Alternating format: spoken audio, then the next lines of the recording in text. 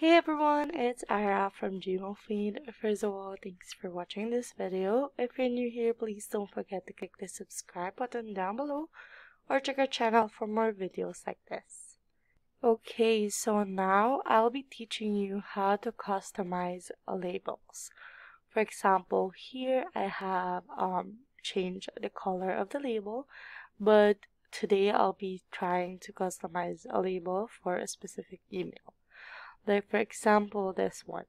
So all you have to do is click or right click on the email that you want the label to be customized.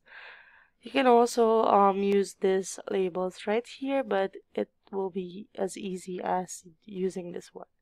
So for example, here we have the given labels from Google, which is social updates, forums, promotions, but you can also create a new one. So I'll be putting this personal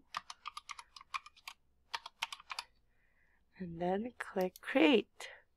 So now we can see that the label is already in the email. So in order to customize it, all you have to do is go to this labels part and then click the three button. You can edit this in label list and message list. You can remove the label, add sub-label and edit it. You can also customize the color here, like for example this one.